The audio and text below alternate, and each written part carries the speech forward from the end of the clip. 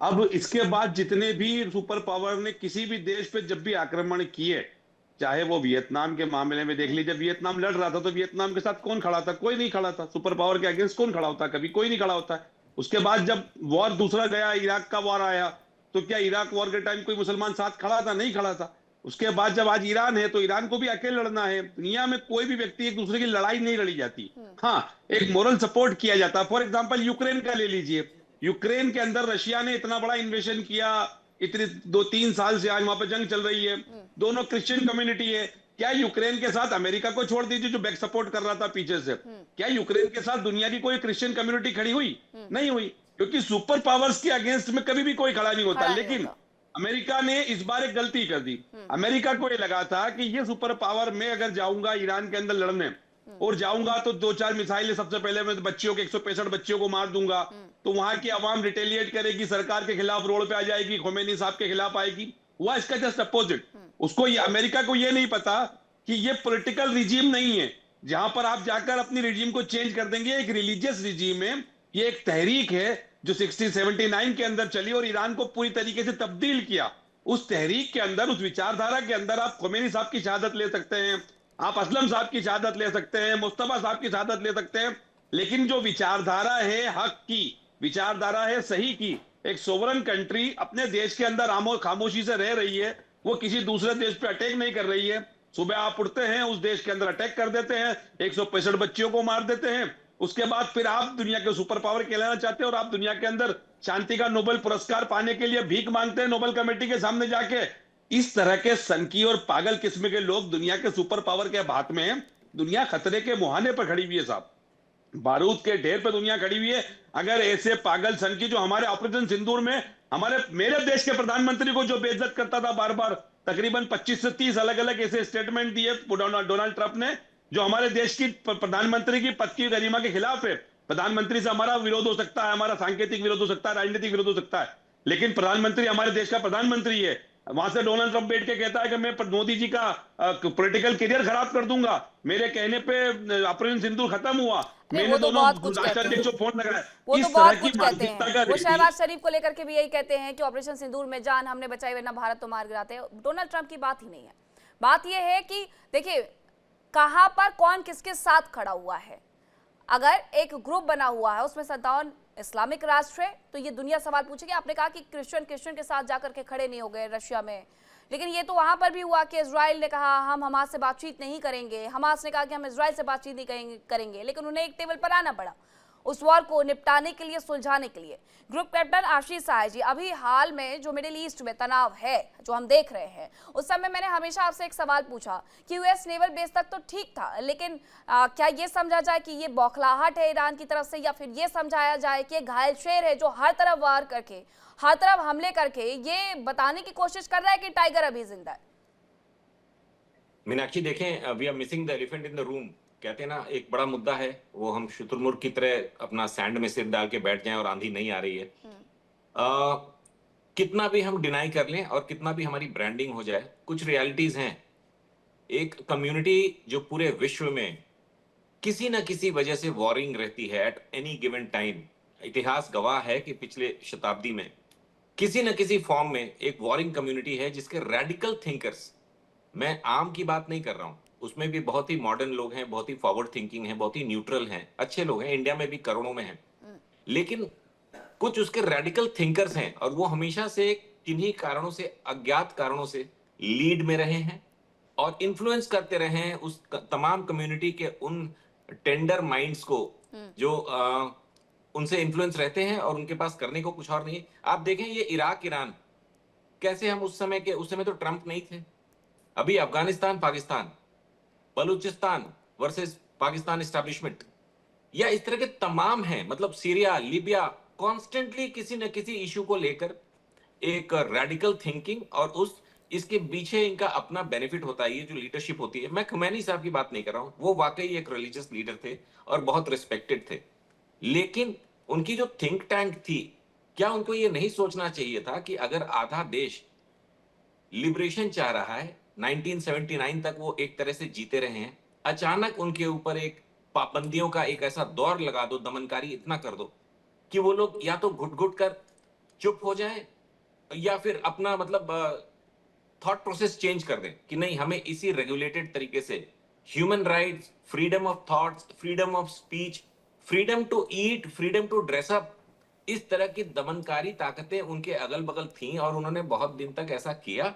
लेकिन at the same time मैं ये भी बताना चाहूंगा कि इसमें अमेरिका का क्या, क्यों उनको इससे क्या प्रॉब्लम होनी है? वो मिनियापोलिस को संभाले, वो न्यूयॉर्क के गवर्नर को संभाले, तो उनको ईरान जाके क्यों? हाँ, अगर वो ये चाहते हैं कि उनका business production of military goods चलता रहे, ईरान को और गल्फ को खूब अरबों डॉलर्स के वो मिलिट्री हार्डवेयर देके इनको लड़ाते रहें, ताकि अमेरिका सारी लड़ाइयां बाहर जाके लड़ता है, अपने यहाँ नहीं लड़ने देता है। बहुत कनिंग लोग हैं और इसके लिए मैं टोटली उनके अगेंस्ट हूं। कोई जरूरत नहीं थी कि श्रीलंका के पास जाके आप ईरान के एक अनआर्म्ड वेसल को बिल्कुल जरूरत नहीं थी इस बात की। तो कत्लेआम आप कर दें। हिंद महासागर में अगर आ सकते हैं तो फिर तो आप कहीं पर भी जा सकते हैं। आपने इंटरनेशनल लॉ पूरे तरीके से तोड़े हैं।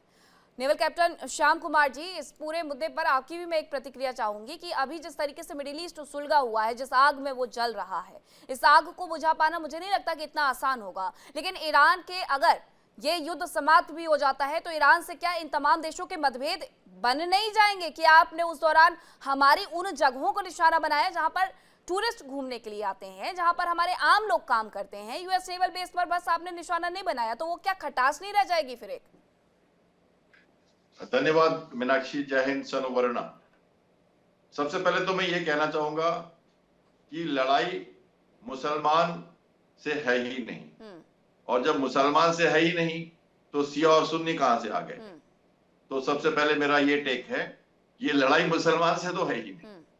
मैं लगातार पिछले जब भी मुझे मौका मिलता है तो मैं ये कहता हूं कि मिडिल ईस्ट तो प्रोग्रेसिव स्टेट्स हैं, अपनी राह पर चल रहे हैं, सब कुछ अच्छा चल रहा है, और I2U2 बन गया, हम तो यूरोप तक जा रहे थे, समझौता हो गया, हैफा पोर्ट से हम पढ़ने वाले थे, उसमें इजराइल और मिडिल ईस्ट के कई कंट्री शामिल थे, अरब और ईरान में समझौता होने वाला था, बहरीन, कतार, यूएई और ओमान ये तो प्रोस्पेरिटी में जा ही रहे थे शुरू से, कुवैत आजाद होके चल रहा था, इराक ईरान में बातिस सरकार हटा के सुकून लाया गया। ये सब तो होता रहा है मिडिल ईस्ट में, और किसी भी जगह होता रहा है, वर्ल्ड के हर कोने में होता रहता है। तो मुसलमानों से कोई लड़ाई की बात नहीं हो रही है, बात हो रही है। अब अगर ऐसी बात होती तो फिर सुन्नी है ना पैलेस्टाइन सारे के सारे, यमन में तो कोई शिया उतने नहीं है ना, ये तो सब सुन्नी है, तो फिर शिया सुन्नी किधर की बात हो गई? ये तो जमीर की लड़ाई है। इजराइल को लगता है कि उसका अस्तित्व खतरे में है, और ये ईरान का एक ही प्रॉब्लम है। 3 बातें हुई थी टेबल पे, उसको ध्यान से सुन लीजिए। प्रॉक्सी वॉर कराते हो तुम, रोग स्टेट हो, टेररिज्म को सहायता देते हो तुम मतलब एक आइडियोलॉजिकल सरकार जो कुछ दिनों के लिए वहां पर है। उसके पहले शाह थे, उसके पहले कुछ और था, आपने सुना पैनलिस्ट को इतिहास इराक का पुराने भाई, जो ये जोड़ास्कर लोग हैं, ये पारसी लोग हैं, पुरानी सभ्यता के बड़े वॉरियर क्लास के लोग हैं, ये छोटे मोटे लोग नहीं है। ईरान बड़ी पुरानी सभ्यता है, छोटे मोटे लोग नहीं है। भले धर्म परिवर्तन हो गया हो, लेकिन उससे क्या, लोग तो वही है, मूल में तो वही है लोग, ये पारसी लोग हैं। ये इनको हमें समझना चाहिए। लेकिन उन्होंने सहायता शुरू कर दी, ये प्रॉक्सी वॉर कराया, एच का फैक्टर बना दिया, सुन्नी को भी ले लिया, शिया को भी ले लिया। पैलेस्टाइन में सुन्नी है, उधर लेबनान में शिया है, यमन में सुन्नी है, तो कैसे कह सकते हैं? इराक में मिलिशिया जो है वो शिया है। इन सबको मिलकर एक रोक स्टेट बना के अपने, ऐसा कहते हैं अमेरिका, और है भी, आपको पता है कि बहुत सारे प्रॉक्सी फंडिंग करते हैं ईरान वाले, कुछ लोग करते होंगे वहां के। जैसे कुछ डिस्कंटेंट लोगों ने हमास के 7 अक्टूबर छेड़ दिया, 7 अक्टूबर को छेड़ दिया, वरना कुछ ना कुछ तो चल ही रहा था, प्रोस्पेरिटी तो आ ही गई थी, सब लोग आराम से जी रहे थे, सारे मुसलमान खुश थे, हमारे से संबंध अच्छे बन गए थे। कतार गए हमारे प्रधानमंत्री, ओमान से घूम के आए, अभी सब जगह गए, बहरीन गए, हमारे इतने लोग रहते हैं वहां, हमारा तो पूरा दिल्ली है पूरे मिडिल ईस्ट में भारत का, तो हम तो उनसे हट ही नहीं सकते। लेकिन ये जो ईरान की प्रॉब्लम है, या तो बॉम्ब बनाना, या प्रॉक्सी करना, मिसाइल की टेक्नोलॉजी डेवलप करना, और स्वदेशी करना, बहुत कम लेता है सामान। आप समझ सकते हो, F5 और F4 फैंटम एयरक्राफ्ट जो है उनके, वो शाह के जमाने के हैं, और कौसार फाइटर एयरक्राफ्ट उसने वही डेवलप किया, अभी तक चाइना से खरीदा नहीं है, एयरफोर्स बढ़ाया नहीं है। छोटी सी नेवी बढ़ाई हुई है और सब कुछ इंडिजनाइज करना चाहता है। अच्छा ठीक ताकि है, जो आप उसको पता है। ये जिस तरीके से आप समझा रहे हैं सर, ये कुछ हद तक चीजों को बहुत ज्यादा स्पष्ट भी कर देता है। कर्नल शिवदान जी, 2024 का वक्त था जब ये कहा गया था कि जो परमाणु हथियार हम बना रहे हैं या फिर जो हम मिसाइल बना रहे हैं, ये ईरान की तरफ से कहा गया था। उसके बाद हम इजराइल को चैन से नहीं जीने देंगे, इजराइल को हम पूरी तरीके से नेस्तनाबूद करेंगे, खत्म कर देंगे। 2024 में उस वक्त इजराइल और हमास के बीच में अच्छा खासा हम देख भी रहे थे कि किस तरीके से टेंशन चल रहा है, किस तरीके से IDF लगातार हमास के आतंकियों को निशाना बना रही है। तो कर्नल शिवदान जी, क्या यहीं से ये सारी शुरुआत होती है कि जब टेबल टॉक पर आते हैं दो देश, अमेरिका और साथ साथ ईरान, तो वहां पर इजराइल का दखल ये होता है कि आपसे बात परमाणु हथियारों पर मत करिए, मिसाइल्स पर भी करिए, वरना इससे हमारा सबसे ज्यादा नुकसान हो जाएगा। देखिए, आपको याद होगा कि 1949 में इजराइल का जन्म हुआ, इजराइल को एस्टेब्लिश किया गया। अब पूरे अरब देशों से यहूदियों को मार मार करके निकाला गया और वो एक शरणार्थी के रूप में यहाँ पहुंचे और ये इजराइल का देश का निर्माण हुआ।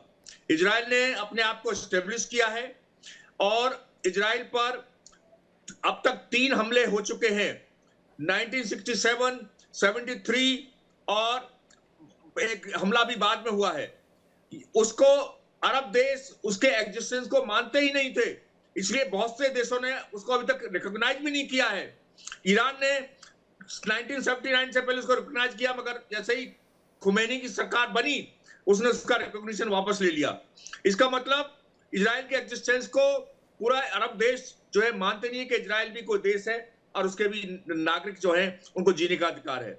इसलिए इजराइल को अपने एग्जिस्टेंस की बहुत खतरा महसूस हो रहा था, जिसके कारण उसने, और इसके साथ साथ ईरान ने जब न्यूक्लियर बॉम्ब बनाना शुरू किया, न्यूक्लियर प्रोग्राम शुरू किया, तो उसका एक ही इरादा था कि इसको इजराइल को हिट किया जाए। इजराइल को यदि लड़ाई होगी, कोई कंडीशन ऐसी बनेगी तो इजराइल को नेस्तनाबूद किया जाए। तो इसलिए, और अमेरिका इजराइल के साथ है, अमेरिका का सबसे पेट देश है इजराइल। इसलिए अमेरिका ने हमेशा ईरान को यह बोला कि आप अपना न्यूक्लियर प्रोग्राम बंद करिए और मिसाइल प्रोग्राम बंद करिए, मगर ईरान ने ये बात अमेरिका की नहीं मानी, जिसके कारण ये अमेरिका ने जून में भी हमला किया ईरान के ऊपर, और अभी भी अमेरिका सीधा ईरान पर हमले कर रहा है मिसाइलों से और ड्रोनों से।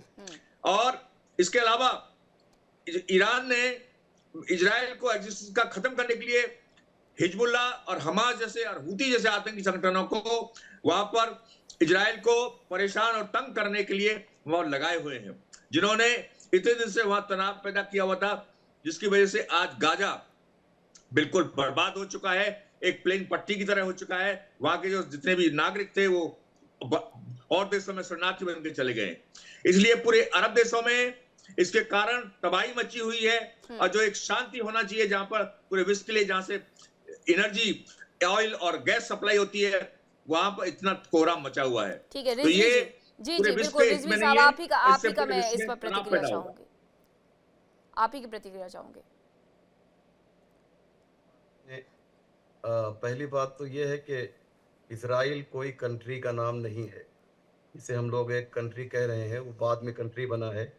ये लोग यूरोप से और कई कंट्री से जब भगाए गए तो वो फ़िलिस्तीन में आए और फ़िलिस्तीनी मुसलमानों ने इनका वेलकम किया और इन्हें अपने घर में जगह दी। और अगर आप हिस्ट्री को देखेंगे तो आहिस्ता आहिस्ता इन्होंने वहाँ पर मकान ख़रीदा, ज़मीन ख़रीदी और इनको सपोर्ट किया वेस्टर्न कंट्रीज़ ने। जैसे आज हम लोग, हमारे बहुत से हमारे भाई मेरे बड़े हैं मोहतरम में, जैसे इन्होंने कहा कि हिजबुल्लाह को आतंकवादी संगठन कहा, तो हम क्यों कहते हैं आतंकवादी? क्योंकि वेस्टर्न कंट्रीज इन्हें आतंकवादी कहती है। जब आप इंडिया के, भारत सरकार की जो लिस्ट है, सूची है, उसमें जब आतंकवादियों को देखेंगे तो उसमें हिजबुल्लाह आपको नहीं मिलेगा। लेकिन हम क्यों कहते हैं? क्योंकि हम उनसे इम्प्रेस्ड हैं जो इस वक्त पूरी दुनिया पे कब्जा किए हुए हैं। किसी भी सूची में मेरे भाई, मेरे आपसे मैं हाथ जोड़ के कह रहा हूँ कि आप देखिएगा तो आपको हिजबुल्लाह जो है, हिजबुल्लाह की तारीख पढ़ेंगे तो आप रो देंगे, गिरिया करेंगे किस तरीके से इनको प्रताड़ित किया गया, नंबर 1। दूसरी बात ये कि इजराइल कोई कंट्री नहीं था, वो 49 में, जैसा कि आपने कहा, इजराइल बना। ये बिल्कुल ऐसी जैसे इंडिया पे कब्जा किया ईस्ट इंडिया कंपनी के जरिए से अंग्रेजों ने, तो क्या उनका ये कंट्री हो जाएगा? नहीं, भारत भारत रहेगा। इसी तरीके से उन्होंने इजराइल पे कब्जा किया, चलो भाई तुमने कब्जा कर लिया, तुम मोहब्बत और प्यार के साथ रहते, लेकिन जो अत्याचार इसराइलियों ने वहां के फिलिस्तीनियों पे किया है, आज पूरी दुनिया हमास को आतंकवादी कह रही है, जिसने 2000 लोगों को मारा, और जिसने 72 से लेकर 72,000 से ज्यादा लोगों को मारा, उनमें बच्चे भी शामिल हैं। इसकी किसी की हिम्मत नहीं है कि उस मुल्क को आतंकवादी कह दे। तो ये हमारे, हम लोग कहाँ जा रहे हैं और किस तरीके से हम वेस्टर्न कंट्रीज के प्रभाव में हैं, उनके जो वो कहते हैं वो हम करते हैं, ये सही नहीं है। और एक बात मैं आपको और रिजवी कर जी, लूं, चेक कर लीजिएगा। रिजवी जी, आपको पता होगा कि भारत ने ये 17 सितंबर कर लो। 1950 को, भारत ने 17 सितंबर 1950 को इजराइल को देश के रूप में मान्यता दी थी। 192 देश हैं, यूएन की लिस्ट के हिसाब से बता रही हूँ, उसमें से 163 देश यानी 85% जो देश है वो इजराइल को मान्यता देते हैं, कुछ 26 देशों को छोड़ दिया जाए उसके अलावा। और ईरान ने भी एक वक्त पर मान्यता दी थी, उसके बाद भले ही समीकरण बदले, हटाया गया हो, तो ये भी तो वही थी। भारत के स्टैंड की अगर आप बात करें, भारत के स्टैंड, लेकिन ईरान की नाराजगी क्यों है मैडम? मैं आपको बता दूं, नाराजगी ये है कि इजराइल का एक ख्वाब है ग्रेटर इजराइल बनाने का, जिसमें वो ईरान तक अपने को, अपने मैप को खींच के ये तो लाना एक हफ्ते चाहता है। पहले शुरू हुआ था जब बयान दिया गया था उनके राजदूत की तरफ से, इजराइल में जो अमेरिका के राजदूत हैं उनकी तरफ से ये बयान दिया गया था एक हफ्ते 10 दिन पहले, ग्रेटर इजराइल ये खबर है 30 साल पहले मुझे मालूम थी ये बात। हाँ। 30 साल पहले के कि वो बढ़ाएंगे इजराइल, अपना जब मैं बहुत छोटा था, कि ग्रेटर इजराइल बनाने का उसका ख्वाब है। ये वजह ईरान की सिर्फ ये थी कि ऐसा न होने पाए कि सारे मुल्क तो गुलाम बन चुके हैं, कम से कम हम अकेले इजराइल का मुकाबला करें। इसलिए इजराइल ने ईरान के साथ जो कुछ किया है, मेरे पास टाइम नहीं है कि मैं आपको बताऊं, लेकिन जो अत्याचार इजराइल ने लबनान में किया है, फिलिस्तीन में किया है, उसकी मिसाल मिलती नहीं है हिस्ट्री में, आप समझ लीजिएगा। ठीक है। आज नहीं इमरान तो खोकर बाद जी में कुछ लोग कह रहे हैं, इमरान करेंगे। खोकर जी कुछ कह रहे हैं, उसके साथ इमरान जी मेरा आपसे ये सवाल भी रहेगा कि अगर तमाम 57 के 57 देश एक साथ आ जाएं तो क्या इजराइल और अमेरिका को पीछे नहीं धकेला जा सकता? देखिए मीनाक्षी जी, मैं पहले आपकी बात का जवाब दूं, फिर रिजवी साहब की बात को थोड़ा सा आगे बढ़ाऊंगा। 57 मुल्क में ज्यादातर वो मुल्क हैं जो ईरान, अमेरिका के यहाँ पर गिरवी पड़े हुए हैं। अच्छा। उनकी इकोनॉमी, उनकी यहाँ पर टेक्नोलॉजी, उनके यहाँ पर वॉरफेयर के जो आइटम्स हैं, उनके यहाँ पे आर्म्स, एम्यूनेशन, फाइटर, ये सारी चीजें अमेरिका सप्लाई करता आ रहा है। अब उस अमेरिका जो को पूरी दुनिया की एक चौधराहट चाहिए कि मैं इस पूरी दुनिया का चौधरी हूं, जो मैं बोलूं वो आप लोगों को बोलना है। फॉर एग्जाम्पल, एक समय आया, जॉर्ज डब्ल्यू बुश निकले,